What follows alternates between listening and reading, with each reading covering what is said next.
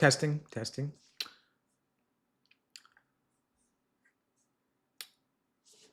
If you wait until Wednesday to decide what you're doing, you're already behind. Your February LSAT score drops tomorrow, Wednesday the 25th, and the April registration deadline is Thursday night the 26th.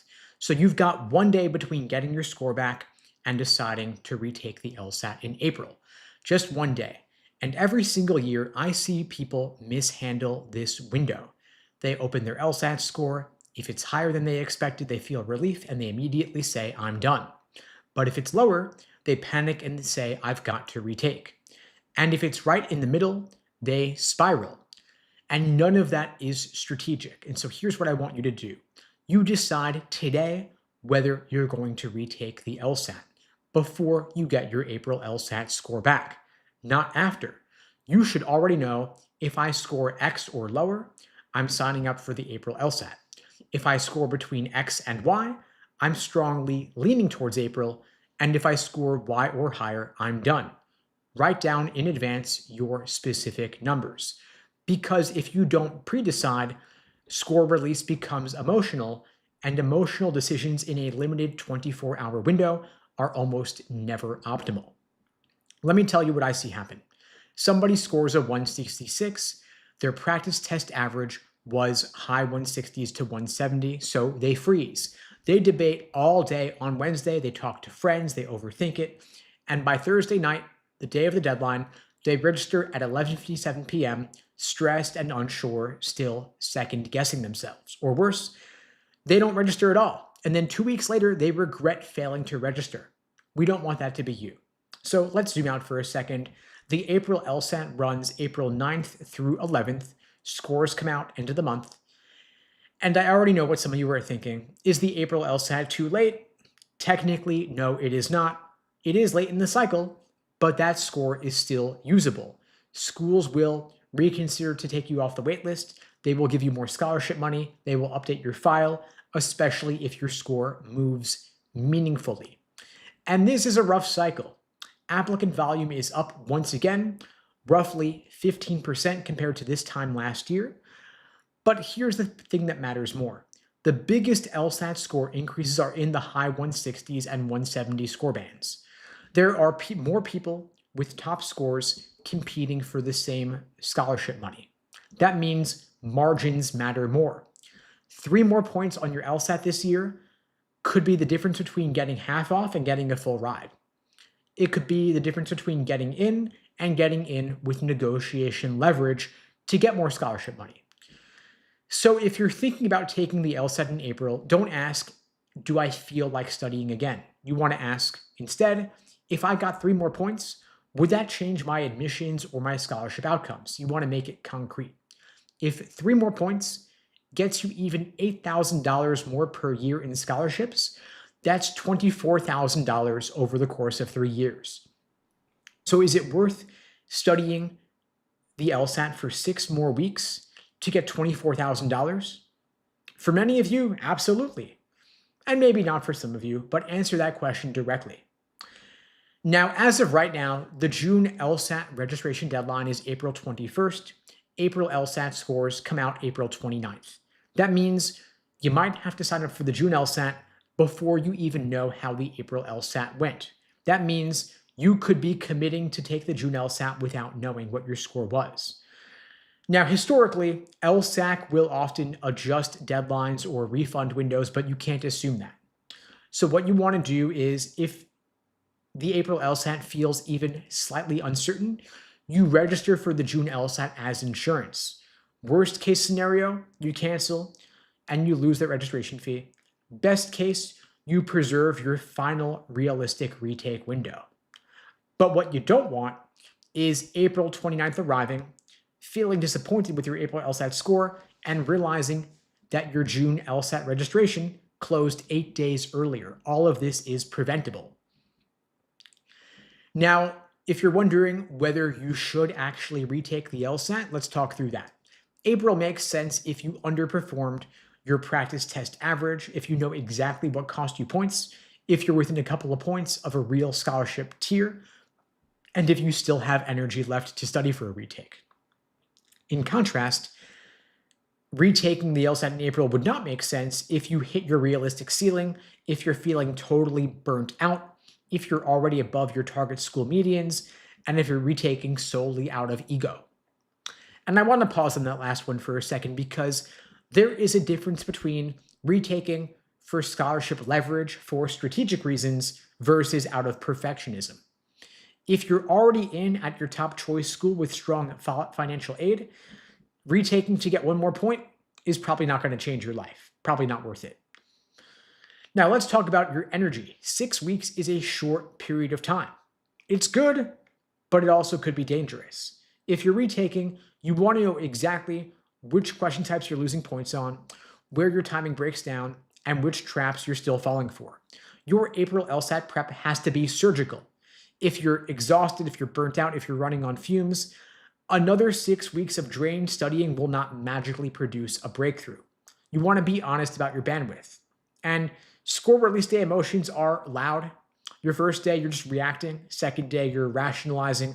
Third day, you're experiencing regret. It's kind of like the 5 stages of grief. And that's why you want to decide before your score comes back. When you open that email tomorrow morning, you should already know what number triggers action to retake or not. You want to make it mechanical. So again, today, before scores come out tomorrow morning, you want to decide your retake threshold and write it down. Tomorrow morning, scores come out 9 a.m. You open the email, you execute your plan. On Thursday, you register for the April LSAT if that was your pre-decision. Then April 9th through 11th, you take the test. April 21st, if you need that backup plan for June, you take it in June, you register for that date. On the 29th, you evaluate when scores come back from the April test, and you cancel your June LSAT registration if it ends up being unnecessary. In other words, you decide in advance, not in the moment based on your score. So don't wait till tomorrow to think. Tomorrow morning is going to be stressful. You want to decide now, calmly, so when the number hits your email, you already know what you're doing.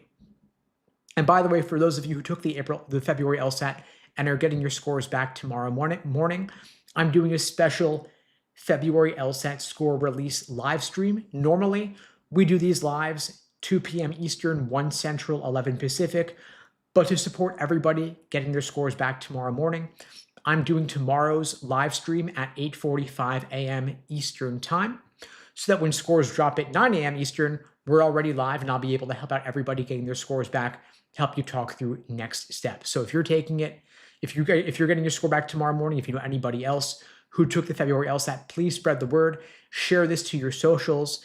The only way these live streams grow is through word of mouth. I don't do any advertising for them, and the algorithm doesn't really boost lives because they can't run ads during them. And so if you or someone you know took the LSAT in February and you want to support them in planning their next steps, please spread the word about the live happening tomorrow morning, 8:45 a.m.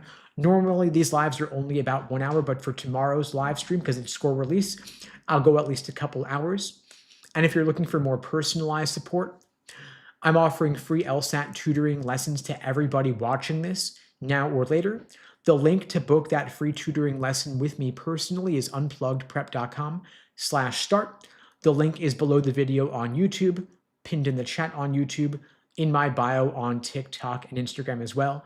That is, again, an open offer for everybody watching this now or later. I do see some questions here in the chat. I'll get to as many of them as I can. I see one from Adele Monaco asking, how impactful is GPA for getting into a top 14 law school? Let's say I have a 177 LSAT and a 3.0 to 3.3 GPA. Okay, so law school admissions in general is basically a function of your LSAT score and your GPA.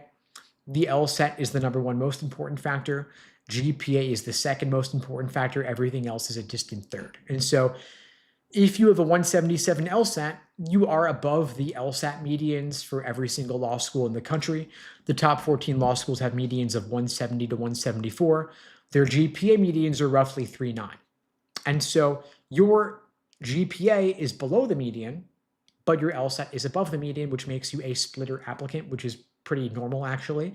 A lot of folks out there are splitters, low GPA, high LSAT. And so your GPA is subpar, but your LSAT is pretty awesome. And so you've got a shot.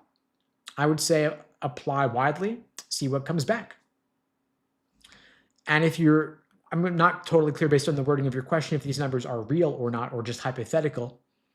Make them real, right? And you mentioned a range GPA, meaning it's not fixed. And so if you're still in undergrad, do what you can to raise your GPA. If you haven't taken the official LSAT yet and locked in an official 177, let's get you that official 177. Feel free to book the free tutoring with me if you want to talk through what a plan for that could look like. Lauren says, I'm so nervous about the score release tomorrow. Totally hear you on that, Lauren. A lot of folks are in the same boat. That's why I'm doing the live tomorrow morning rather than at the usual afternoon time. So make sure to tune in tomorrow and I'll be happy to talk you through next steps if you need to retake or not. In the meantime, do something else, anything else, watch Suits, go for a walk, weather permitting, work on your application essays if those are not done yet already. Illist asks, what books did you guys use to study junior and undergrad? Okay, so Illist, just so you know, the LSAT has changed. It's no longer in person. It's no longer on paper now. It's on the computer. And so I recommend studying digitally using online resources, first and foremost being the LSAC official Law Hub platform, where you get the actual official practice tests in the real test day format. You get 4 of those practice tests for free. The others you get with a Law Hub Advantage subscription. Well worth the investment to use real official LSAT practice questions. The thing is, of course, there's no one you could talk to or get feedback from on the LSAT platform. And so that's where we come in to give you more personalized support. At LSAT Unplugged, we offer you private one-on-one coaching, on-demand video courses, small group coaching, custom study plans. If you want me to personally help you craft an LSAT study plan to help you get from your current score to your goal score on your time frame, you could book the free tutoring with me.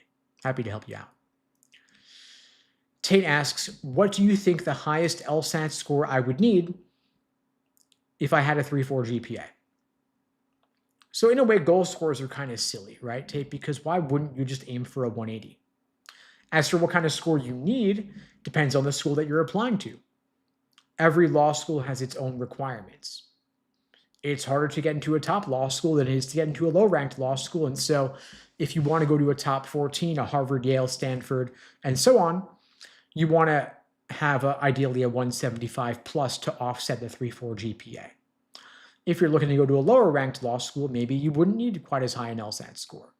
But regardless, because there is a lot of grade inflation, I would suggest a higher LSAT score than you would otherwise have aimed for to offset the lower GPA. Because 3.4 GPA is just a relatively lower one because a lot of folks are getting easy A's, taking easy classes. Mikey asks, what's the best way to learn must-be-true questions? I just started studying last week. Okay, well, welcome to the club. There's a lot of different LSAT question types. Must-be-trues are a pretty good starter option because they're a relatively more straightforward question type. I would suggest first and foremost, reviewing some foundational LSAT lesson materials, covering each LSAT section and each LSAT question type. There are roughly 15 different types of logical reasoning questions. Must-be-trues are just the first question type that we typically start with. I've got general videos on every LSAT question type on the LSAT Unplugged YouTube channel. Link is in my bio, by the way. You can search the channel for every LSAT question type, every LSAT topic. I've got videos on strengthen, flaw, weaken, must-be-true, parallel, resolve, rule of statement, and so on.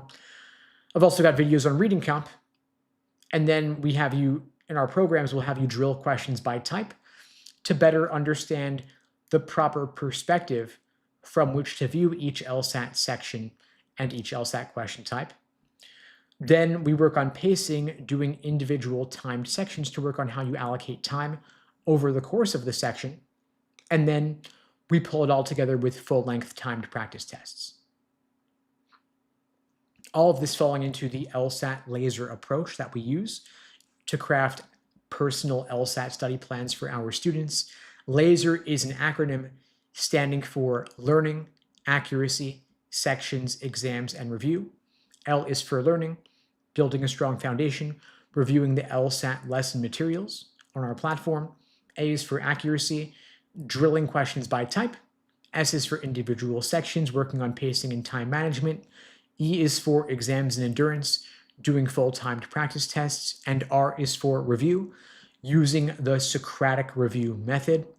That is the cornerstone of our courses and our coaching programs. The way it works is we ask you a series of guiding questions to empower you to develop the understanding for yourself, because we're not going to be there on test day. We can't take it for you, right? So we got to give you the confidence, the clarity, and the skill to perform when it truly matters. And so we ask you a series of guiding questions live in the coaching that you can also adopt for your own self-study. For example, was it your approach or was it the text? Was it attempting wrong answer or an unappealing right answer? Because if we can get to the root cause, we nip it in the bud and you don't make the same mistake again. And a lot of folks will default to looking at explanations, which are someone else's perfect way of solving the question with the hindsight bias of already knowing the correct answer, which is not really useful when you're trying to solve it yourself under timed conditions. And so what we do instead is we help you reverse engineer the approach from first principles as you would actually solve it yourself on test day. During the coaching, we actually have you being the one doing most of the talking because we're not going to be there on test day. So we guide you through this series of questions to help you understand your thought process, help you course correct so that you won't make the same mistake again. And I see Dua here is asking about untimed versus timed. And the thing is that we've got to get you out of drilling questions by type, because untimed work is not reflective of how you're going to do on test day. It's not enough to get the questions right. You got to get them right under test day conditions, considering pacing and time management and endurance. So when people say, I get a 170 untimed and a 150 timed, I'm like, no, you're getting 150 timed. Untimed is not reflective. Untimed doesn't matter because test day is timed. And so when you're doing better untimed than timed, I'm like, well, of course you are, because the time constraint is a huge part of what makes the LSAT difficult. The only strategies that matter are the ones that you can implement under timed conditions and still maintain high accuracy. An inefficient approach is totally useless. We've got to look at what will get you there under timed conditions. And so it's got to be efficient as well as accurate. And so we get you out of the drilling pretty early. We get you out of the untimed work pretty early. It's okay to build up to full exams, of course, and everything has its place, but there's accuracy drilling questions by type. That's only phase one. Then phase two, you've got pacing doing individual timed sections. And then finally, you've got full-length exams to build up your endurance, because test day is not a drill. And so, yeah, I would do a lot of practice tests. When we build a study plan for our students, we typically have you doing 10 to 15 full-length timed exams so that test day itself will be like just another run-through, and you've done it all before. And so for those of you taking the LSAT in April, maybe we're going to have you doing 2 timed exams a week if you haven't done any yet, because you've only got, really, at this point, 6 weeks. If you've got till June, roughly 3.5 months from now, you could just do 1 exam a week. Hopefully, if you're taking April, you've already been doing some exams up to this point. But we've got to build up your endurance. Drilling 100 questions in isolation is not the same as doing a full exam. You can't just add up 100 separate questions that you did bite-sized here and there and call it a test. And you can't add up 4 different individual sections taken over the course of 4 consecutive days and combine them together as a full exam, because endurance and stamina matter.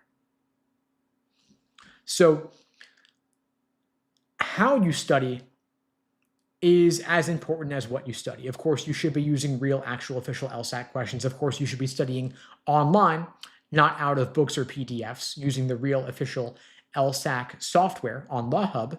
You shouldn't be using some third-party unofficial software because it looks and feels different from test day. And students typically drop 5 to 8 points from their practice test to the actual exam because they have not properly simulated test day conditions.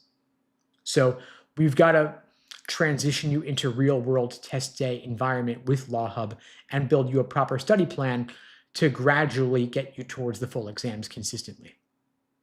And so Dua or anybody else watching this, if you want to talk through what your plan should look like, feel free to book the free tutoring with me and we could talk through it more together. I see Tate is asking, what is your opinion on the new law and justice major as a field to be a lawyer instead of poli-sci? I'm not familiar with the law and justice major. Is that a new major at a particular college or university? Tate, where do you go to undergrad? Which university are they offering this? I mean, law and justice sounds kind of like criminal justice, like one of your standard pre-law majors versus political science, which is more government, but also a pretty common pre-law major. I personally actually majored in poli-sci, which is pretty cliche. A lot of folks major in poli-sci, and criminal justice and law and justice are similar. And that's totally fine. I mean, you can major in literally anything and go to law school. Law schools don't really care what you majored in. But if anything, I would think that it might be better to major in something that's not pre-law specific because it'll be more unique. You'll stand out more. If you major in a STEM field or comp sci, actually, law schools will have more confidence that you are at the intersection of multiple disciplines, and maybe you'll have more employability upon graduating law school because you'll understand how the law applies to a particular field. Like, for example, if you major in comp sci and get a JD, maybe you're well equipped to practice law as it relates to AI. Or if you major in STEM, you'll be equipped to handle law as it relates to patent law, for example. But the truth is that it doesn't really matter what you major in, strictly speaking. And I would say, all else being equal, you want to major in a field where you can study a major where you can get a good GPA, because admissions is primarily a function of your LSAT score and your undergraduate GPA.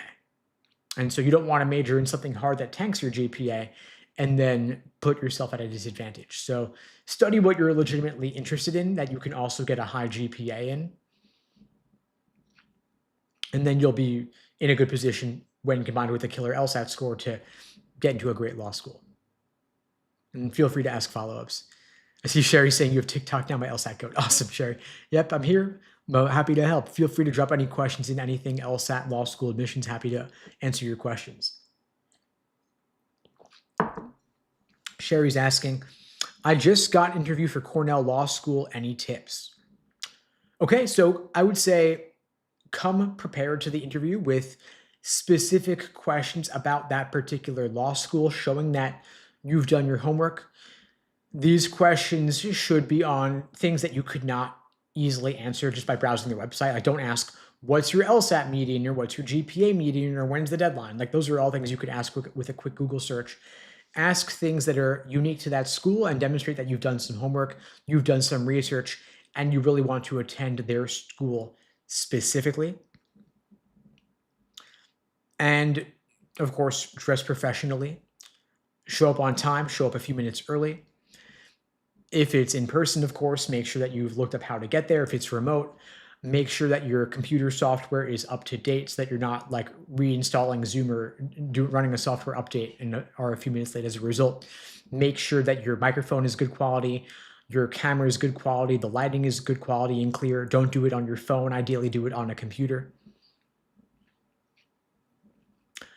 I see officers asking, where else are you streaming this, and answering these questions? Okay, so I run these lives across multiple platforms at the same time. We do these lives, by the way, every single weekday, same time, same place, 2 p.m. Eastern, 1 Central, 11 Pacific, on TikTok, Instagram, YouTube, LinkedIn, Facebook, Twitter as well, typically when it's working. Tomorrow, however, we're doing the live not at the usual time of 2 p.m. Eastern, but rather at 8:45 a.m. Eastern time, because of tomorrow's February LSAT score release. Scores drop at 9 a.m. Eastern, so I'll be online at 8:45 so that we can support everybody when the scores drop at 9, and I'll be able to help everyone getting their scores back, talk through next steps, if they're retaking or not, what retake prep should look like if you're taking the LSAT in April or June or beyond, and as well as if you're studying and taking it for the first time, what should your prep look like for April or June or August. I'll talk through the recent LSAT changes as well, how to craft your LSAT study plan, and help give folks a good action plan to support them on their next steps. And so if you know anybody who took the February LSAT, please spread the word, share this to your socials, share it on your social media or Facebook groups, group chats, subreddits, Discord. I do appreciate the support. The only way this grows is through word of mouth. And of course, if you want to talk through your LSAT study plan personally, happy to meet with anybody and everybody watching this now or later. The link to book the free tutoring with me is unpluggedprep.com/start. The link is below the video on YouTube, pinned in the chat on YouTube, in my bio on TikTok and IG as well. I see Lexi is asking, how high would my LSAT have to be if my GPA was a 2.5 cumulative?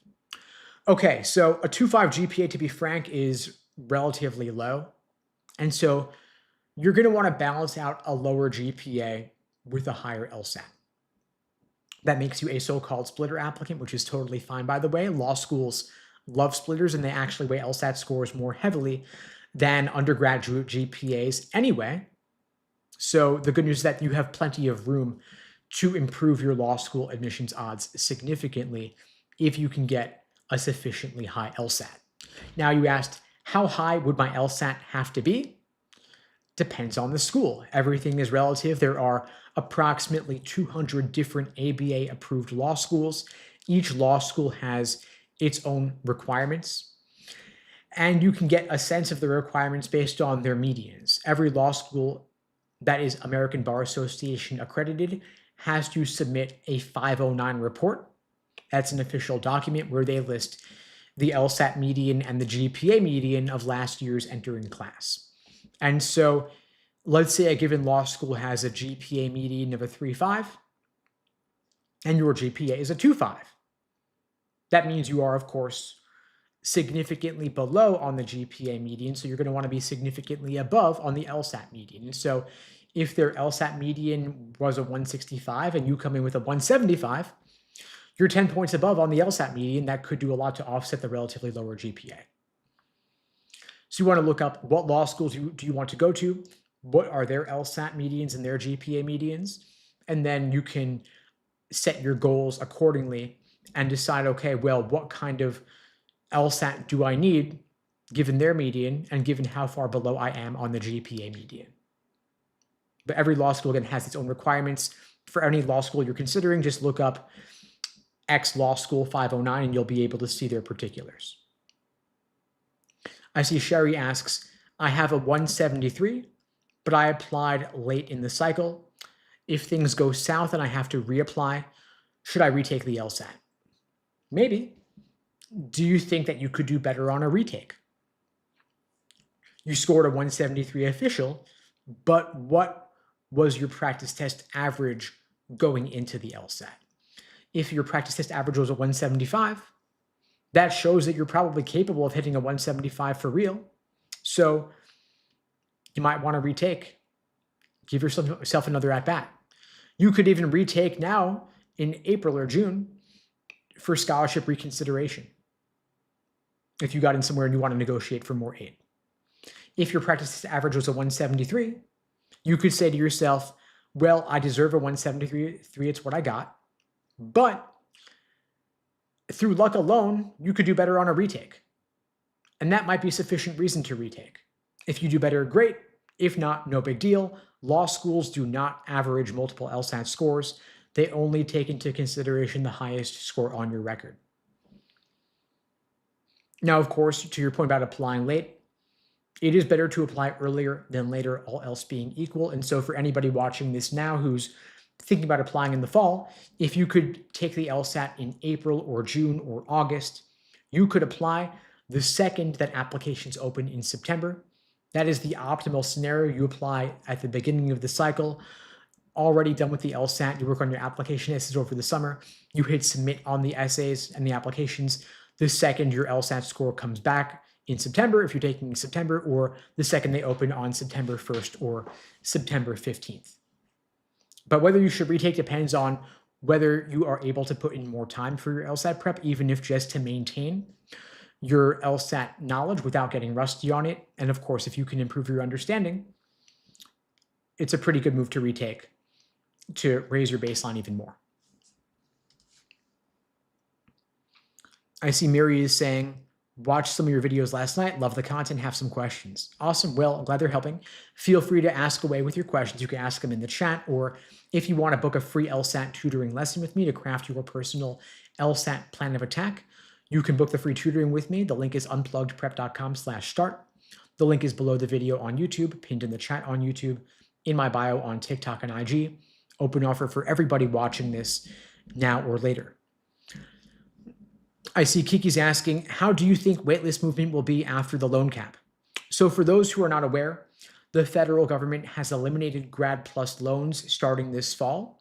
And so there's going to be a limit on how much you can borrow from the federal government to pay for graduate school. And that may mean that some folks are not able to pay the tuition. And that could lead some folks to withdraw their applications, decide not to accept an offer of admission. That could lead to more spots freeing up. Those are all just hypotheticals, though. It is possible that some folks will negotiate for scholarship aid, that law schools will reduce their tuition effectively by giving more scholarship money to make it more possible for students to attend, in which case there would not be as much waitlist movement. So I think predictions are up in the air. It's hard to say what will actually happen, but I do see that the loan cap will mean that the average student will pay less for law school than they otherwise would have. And there will be a redistribution of how aid gets allocated based on what students can reasonably afford, because law schools have to fill their seats, which means they will have to make law school more accessible for the average applicant.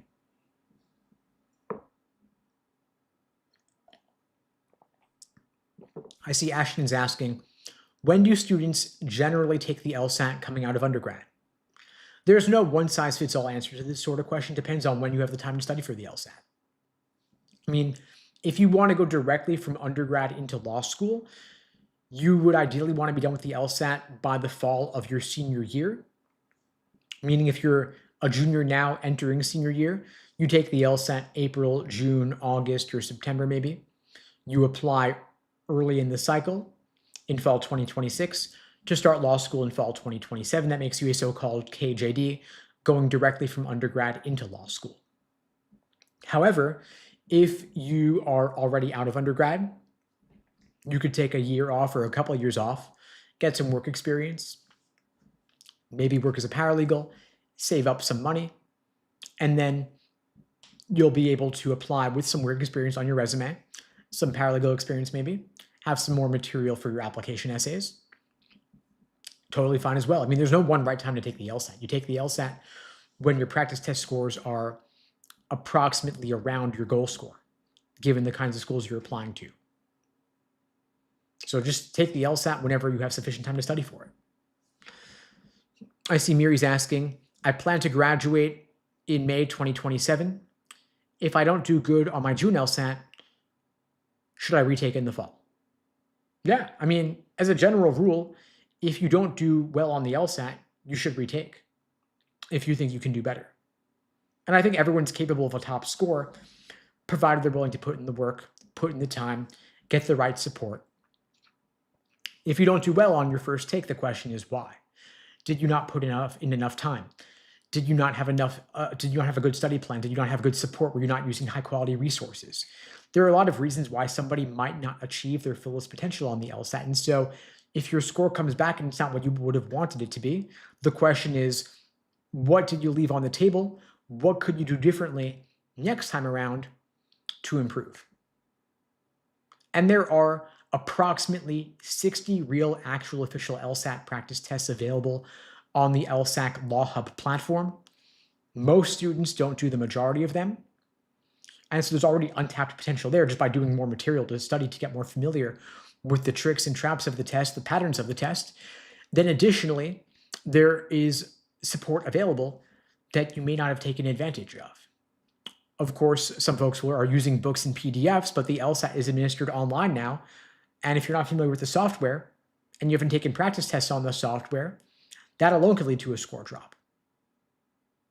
Additionally, if you haven't gotten personal coaching, getting feedback on what you're getting wrong and why, if you haven't taken a course walking you through the fundamentals, a lot of students just jump into taking practice tests without learning the basics, or they drill questions and never do full exams. And I'm trying to make this as accessible for everybody as I possibly can. I'm literally offering free LSAT tutoring for everybody watching these lives now or later. And so at the very least, book the free tutoring, get some support, get some feedback on what you're getting wrong and why. I'm happy to give you some guidance on what your LSAT study plan could look like, help you craft a plan of attack to get you from your current score to your goal score whenever you're taken. I mean, you've got 6 weeks till April. That's pretty tight. If you want to do April, we would do a more intensive boot camp style approach with live coaching 7 days a week, ideally. We take our standard 4 to 6 month curriculum and we compress and accelerate it into only 6 weeks.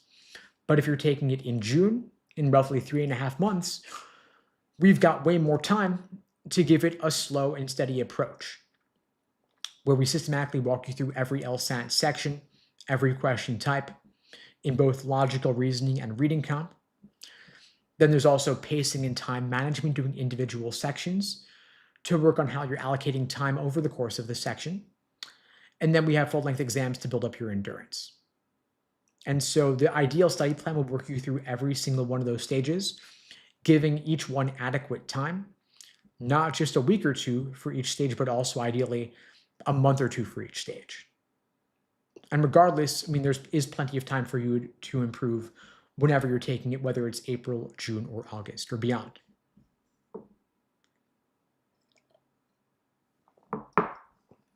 Edwin's asking, should I take out a mortgage before law school?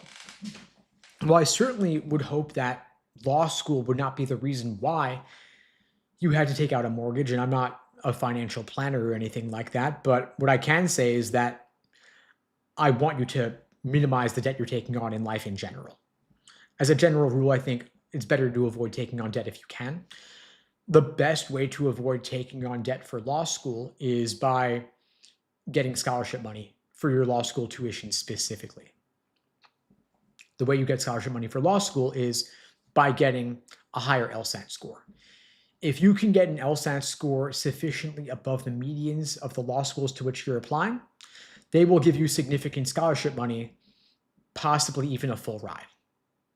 And the reason they do this is because law schools care greatly about their standing or their status in the US News law school rankings. The law school rankings are like a leaderboard for law schools, and a higher ranking helps schools attract more applicants because their rankings are determinative of prestige, and they also help them attract more donations from alums. Law alums are more proud of their school if your school is higher in the rankings, and so they kind of reward that by giving more donations. And so law schools will want to incentivize you to choose their school over others if you can help them raise their standing in the rankings by giving them stronger numbers in the form of your LSAT score and your GPA. This is all a very roundabout way of saying, if you can get a higher LSAT score relative to the school to which you're applying, they will give you more scholarship money. You will get more of a discount on your tuition. You'll be able to pay less for law school. You won't take out as high loans. Your loans won't be as significant for law school debt. You'll be ideally able to take on minimal or zero debt. Some folks even get a full ride for law school and pay zero. Some not only pay zero, but also get living stipends on top of the full ride, meaning that you are getting paid to go to law school. That is the optimal outcome. And we see our students achieve that outcome every single year. It is the best thing possible for you, best outcome possible. I see Ms. Jade is asking, is anything over 170 basically scholarship money? Not necessarily, because your GPA is also a factor, and because there are schools that have really high LSAT medians. So for example, the top 14 law schools have LSAT medians of 170 to 174. And so having a 171 LSAT could actually be below the median for a top 14 law school. For most schools, though, a 170 or 171 would be above median and make it relatively more likely for you to get scholarship money, but we also got to look at your GPA. If your GPA is low, then we need an even higher LSAT score to compensate. It's the combination of both that really determines scholarships, but they weigh LSAT more heavily than your GPA. So always look at the LSAT and GPA medians of the schools you're targeting relative to your own numbers. So I see Edwin saying, I got a 3.5 GPA, planning for 172 plus LSAT. Okay, so your 3.5 GPA will probably put you a bit below the medians for a lot of schools just due to GPA inflation, grade inflation. And so you do want to have a relatively higher LSAT to compensate. But again, it all depends on the individual school. I see Kate is saying, my big issue was not asking for my disability accommodation, retaking in April. Yeah, and so part of why students might not achieve their fullest potential and part of why you might need to retake is if you needed accommodations, you didn't get them on your first take. And so what you want to do then is not only retake, but also apply for the accommodations that you need, ask for them early, because LSAC is very strict about those deadlines for submitting accommodation requests. But all you really need for those is to write a statement of need and also submit documentation from a qualified professional like a psychiatrist or even a primary care physician. That could be sufficient depending on your reasons for the accommodations. Could be due to ADHD or test anxiety. That could get you extra time, could get you extra breaks, could get you the option to take it remotely when starting in August, everybody else will be taking it in person. So look into your particulars and definitely plan ahead. I see Phaedra's asking, does anyone know about paper and pen accommodations and also needing to speak aloud, how that works? I would contact LSAC for the particulars. You can email them. If you just Google LSAC accommodations, they have a unique email address for accommodations specifically, and they'll let you know what kind of accommodation documentation you need. They also have different categories of accommodations on their website, and so that'll share more about what kinds of documentation you would need to qualify for that. But provided that you submit the documentation early enough before the deadline, you'll probably get what you ask for. And if anybody wants to talk through the particulars on their LSAT study plans, again, for those just joining, I'm offering free LSAT tutoring for everybody watching this now and later. The link to book the free tutoring is unpluggedprep.com/start. Below the video on YouTube, pinned in the chat on YouTube, in my bio on TikTok and Instagram as well. And for those who aren't aware, I do these lives every single weekday, same place, usually the same time of 2 p.m. Eastern, 1 Central, 11 Pacific. But tomorrow I'll be on the live bright and early tomorrow morning at 8:45 a.m. Eastern Time, 7:45 Central Time, and bright and early 5:45 a.m. Pacific Time. The reason I'm doing it so early is because of the February LSAT score release. Scores drop tomorrow at 9 a.m. Eastern Time, and so I'll be online 15 minutes prior to that time to support everybody who is getting their scores back, talking through next steps in terms of retake prep or just prep in general for April, June, August, and beyond. Normally, these lives are just 1 hour, but tomorrow I'll be going at least a couple hours, and so join me there for that. If I didn't get to your question today, I apologize, but I'll be back tomorrow, bright and early. I'll see you all then. In the meantime, I wish you all the best and take care. Thanks for joining.